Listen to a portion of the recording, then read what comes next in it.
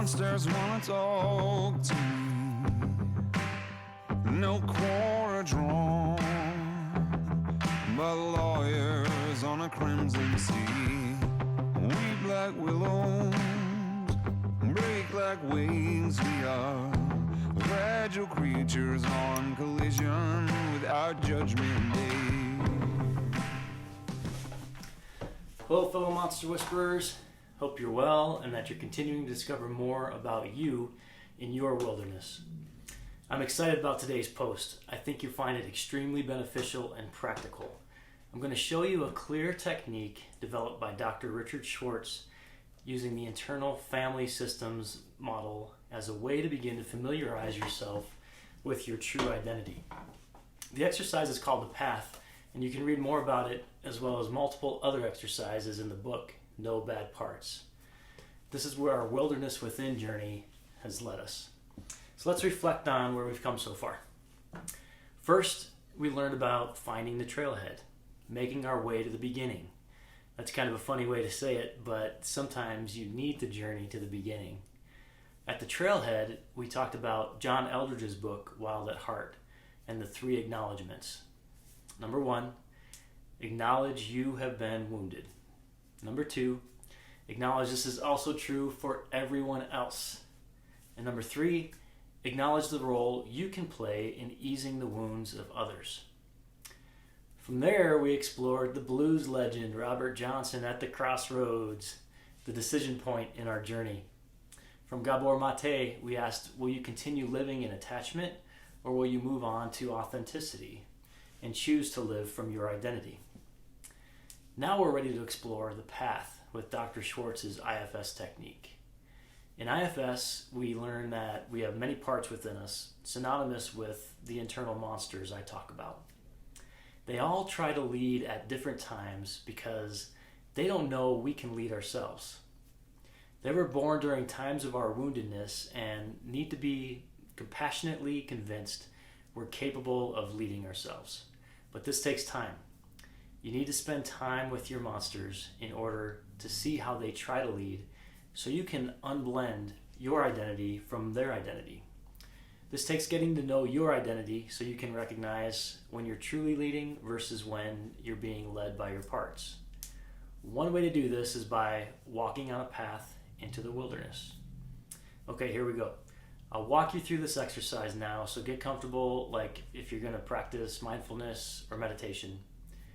Close your eyes, take a few deep breaths. Good.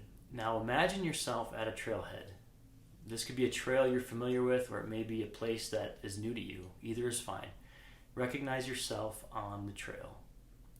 Now take the time to do a body scan. You're paying attention to any parts of your body that might feel a little off.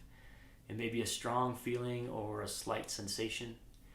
If you recognize that feeling, ask it if it's a part that would like your attention. If so, recognize it for what it is. Then ask if it would mind staying at the trailhead while you spend some time alone walking on the path. Let the part know that you're acknowledging it and that it can rest since you are in control now and will be leading. It's usually helpful to let these parts know how old you are since they're typically stuck in thinking you're the age you were when they were created. Go through the same process as new parts show up or try to get your attention. Remember to stay compassionate, giving them unconditional love. If they don't want to leave you, that's okay. You can just spend time getting to know them and can revisit the walk at another time. If they're okay with you leaving, thank them and reassure them that you'll be spending more time with them in the near future. Then start your walk down the path. Pay attention to your view. Do you see yourself on the path from outside of yourself, or is your vantage point from within your own perspective? If you're watching yourself, chances are that's a part blending with you. Ask that part if it would mind going back to the beginning of the trail and continue your walk, taking notice of your perspective from your own eyes. When this happens, you're most likely walking in your identity as your true self. Also pay attention to any thoughts that may be coming to mind. If you find yourself thinking, that may be a part trying to blend with you. Go through the similar conversations of identifying that part and asking it to return back to the start of the trail.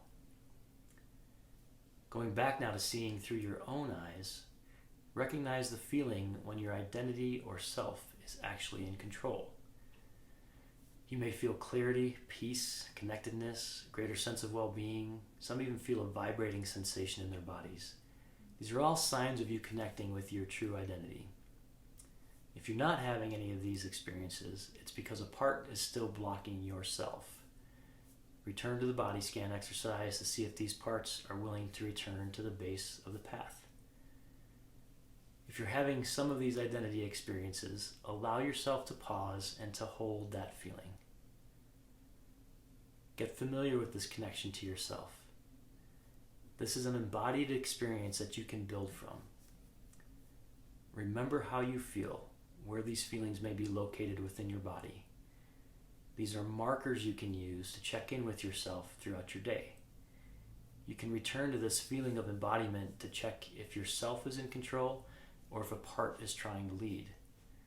Some people have used this time to further connect with God or the universe. What questions or curiosities do you have? Ask them and take a moment to listen for answers.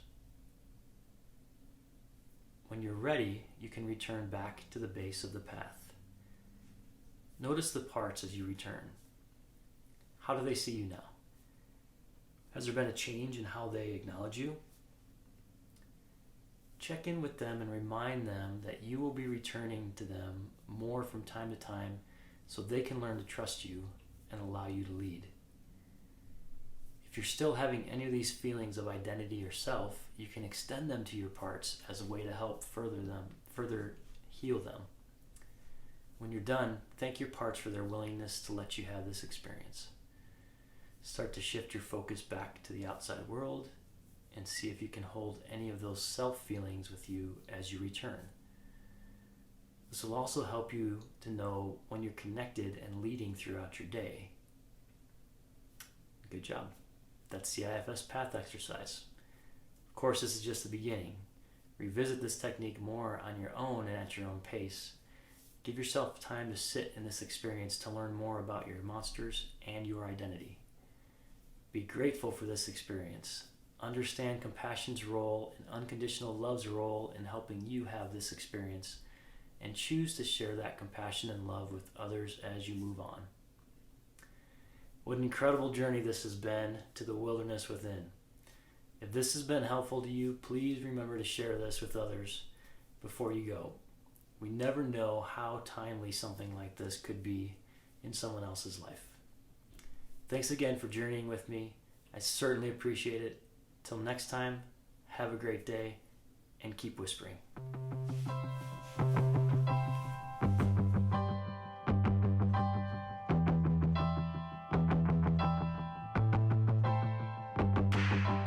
Monsters wanna talk to me.